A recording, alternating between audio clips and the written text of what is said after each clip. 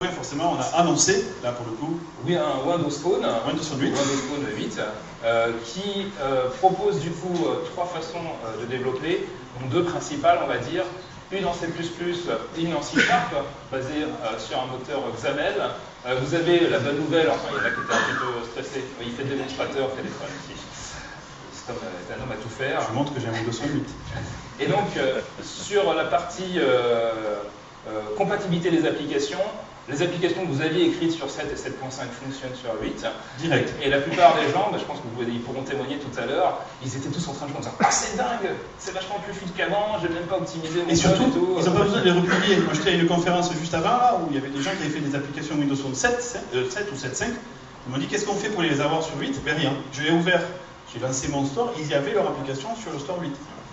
Génial. Donc ils sont rassurés là-dessus, et il y a plein de nouveaux trucs. Ça, je ne vais pas rentrer dans le détail parce qu'on va voir des démos autour de la NFC, etc., des scénarios assez sympas d'usage dans le téléphone.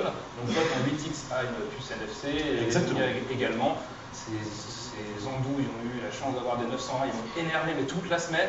C'est-à-dire que le 920, tout le monde, vous allez voir pour le tester, il n'est pas si brille qu'on peut le voir sur les forums. Ceux qui se posent la question, j'avais un doute aussi. Il est là, et il fait des photos de malade. On était à Seattle, qui dit Seattle dit pluie, nous on sortait des sessions la nuit forcément, parce qu'on se peut gaver de code toute la journée. Il faisait des photos de nuit superbes avec le 920, et donc mon d'autant plus jeune. La preuve, vous pouvez le voir, le vrai démo live. Donc ça c'était sur la partie Windows Phone 8, plein de sessions, que ce soit C++, C Sharp, une session uniquement sur HTML5, pour quelle raison? Alors oui, mais tu étais content quand même. J'étais quand même content. En fait, j'ai fait une session sur IE10, parce que IE10 c'est de la balle, vous êtes au courant maintenant. Il y a plein de nouveautés, autant HTML5 que CSS3. Il y a eu une session qui vous présentait comment le faire. Alors, est-ce qu'ils sont tous en stress? Parce que ça se trouve, je vais leur péter leur démo juste derrière. Ils sont tous prélancés Visual Studio et le starting block. Ouais. Donc, en fait, il y a un nouveau template de projet qui est ici. Donc, tous ceux qui font du C Sharp et du C++, ils ne vont pas être perdus. Par contre, il y a un template de projet qui est HTML5. Alors, piège, ceci dit, il faut choisir C Sharp pour faire HTML5. C'est le premier test. Voilà, comme on nous a relevé l'arrêté démarrer, c'est pénible, on s'est trouvé autre chose. En fait, il y a une justification à ça. Il y a une justification puisqu'en fait, on utilise le Web Browser Control de XAML. Donc, il y a un container C Sharp qui fait tourner l'HTML5. Et avant, je ne sais pas ceux qui l'ont fait, c'était particulièrement, alors il y a un mot technique qui décrit ce phénomène qui s'appelle le chiant, de faire ce genre de truc sans PhoneGap, c'est-à-dire que vous étiez obligé, vous savez, de référencer les fichiers HTML qui n'étaient pas directement dans votre application, discuter avec l'isolated storage, etc. Le truc cool là-dedans, c'est que vous mettez vos fichiers dans un répertoire et il s'occupe tout seul, le Web Browser Control, d'aller chercher les fichiers. Mais quid de la perf? Alors la perf, on a le moteur d'IE10, donc c'est des processeurs Qualcomm la plupart du temps, donc c'est les mêmes que les tablettes RT ou des tablettes Surface en termes de perf, et donc dedans on a IndexDB, application cache, etc. Donc l'idée qu'ils ont eue là sur ce modèle, c'est plutôt de faire une application web complètement standard dans le navigateur et de l'embarquer là-dedans, et du coup de l'encapsuler dans un peu à la PhoneGap.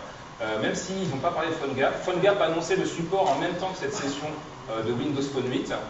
Et comme on a un navigateur qui supporte très bien le touch, enfin, il était temps pour un téléphone, on a mis que diversion. Il supporte, l'expérience est super belle. Avant, on avait des scénarios un peu bizarres sur Windows Phone avec IE9 et le touch. Là, maintenant, on a une super belle expérience. Donc c'est la partie HTML5 que j'ai bien aimé sur la façon de développer. Alors les gens nous ont dit du coup, poser la question, ils nous ont gavé avec HTML5 sur Windows 8 et WinJS, qu'est-ce qui se passe avec WinJS, etc. Et donc, il n'y a effectivement pas WinJS sur Windows Phone 8. Voilà, vous ne posez pas la question. Le modèle est plutôt vraiment sur des développements classiques type jQuery mobile ou développement que vous avez l'habitude de faire. Maintenant, la plupart des développeurs que j'ai rencontrés qui ont fait du HTML5 n'ont jamais repris leur vue, quels que soient les devices. Ils ont toujours été obligés de le refaire. Pareil pour XAML, vous êtes obligé de refaire, vous aviez une partie de code qui peut être commun, il y a des best practices, il y a une session sur le partage de code entre Windows Phone 8 et Windows 8. Mais le XAML, on est toujours obligé de le revoir. Tout à fait. Mais on a quand même une solution pour HTML5 en attendant d'avoir un peu mieux, effectivement. Ouais, alors effectivement, à terme, ils ont laisser filtrer, qu'on aimerait bien tout fusionner, mais vous en doutez, donc ça va finir par arriver. Alors, bon, ça donc c'était Windows 8. Windows 8, donc Windows 8, on l'a vu, HTML5, mais aussi C# et aussi C++ DirectX. Ça, c'est la grosse nouveauté. J'étais tout à l'heure à ma conférence, toujours pareil, j'ai discuté avec des développeurs de jeux phone, donc iPhone ou Android, et ils étaient ravis pour le coup, parce qu'ils allaient pouvoir porter leur code, virer leur couche à OpenGL et mettre DirectX, et venir rapidement sur la plateforme. Donc c'était plutôt un bon point. Mais il y a eu autre chose, hein. Oui, alors étonnamment qui nous a plu. Ouais, comment faire discuter tout ça alors ils nous ont parlé, le deuxième keynote c'est beaucoup sur Azure. Il y a deux trucs qui m'ont marqué sur Azure, c'était tout ce qui est gestion de médias. Donc maintenant il y a la possibilité facilement de pousser des vidéos sur le cloud. Il vous l'encode dans tout ce qui va bien, il vous fait du streaming et il vous le gère pour vous de manière ultra simple. Donc ceux qui ont envie de mettre des vidéos en ligne et pas se prendre la tête à gérer plein de la partie Media Services est super chouette d'Azure. Et un autre truc, c'est Mobile Services. Alors là, je crois que tu as une démo. Là, j'ai une démo parce qu'elle est extrêmement simple. Hein. Je te bascule. En fait, j'ai basculé dans le monde HTML5, donc selon les développeurs C++, je suis une truc désormais. Donc on me laisse juste jouer avec un navigateur et faire quelque chose. Si ça doit compiler, on ne te laisse plus faire. Il faut se battre et développeurs JS, il ne faut pas se laisser faire. Bon. Là, j'ai créé un projet. Alors, on est sur le nouveau portail d'Azure qui a été refait d'ailleurs en HTML5. Et il y a un nouveau type de projet qui est les services mobiles. Qu'est-ce qui se passe? En fait, ils ont fait un constat, c'est qu'on a pas mal de bons développeurs qui sont côté client, qui savent faire des super UI, etc. Et ça les gonfle de faire le back-end. Et d'une force, on ne peut pas imaginer. Moi, le premier, ça me turbo gonfle. Voilà, donc quand vous avez un mec qui sait faire bien de la 3D, en général, la partie SQL Azure et tout fait, qu'est-ce qui se passe quoi. Et inversement, le mec qui fait du SQL Azure, souvent est mauvais en 3D, donc on a du mal à trouver les profils. Donc on s'est dit, on va faire un truc pour les mecs qui sont plutôt comme toi. J'aurais adoré avoir un truc clic, voilà, et de simplifier le développement côté mobile avec un back-end dans Azure.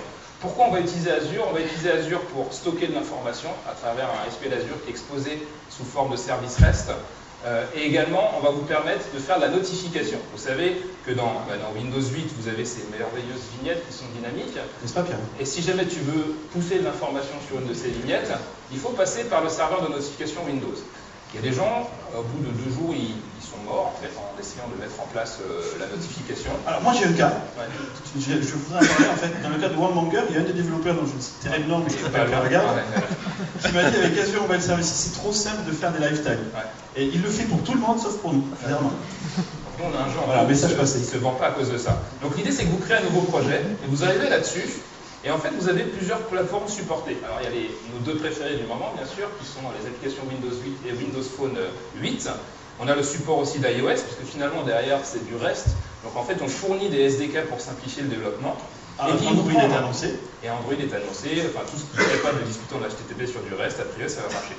Alors ensuite il vous dit, bon voilà, il faut que tu installes VS 2012 sur Windows 8, un petit SDK supplémentaire, je peux créer même une table pour toi. Et il faut que je m'accélère, on me dit à ma gauche. Et donc du coup, je vais pouvoir télécharger l'application qui correspond à ça. Alors moi, je suis développeur JavaScript, donc je clique sur télécharger.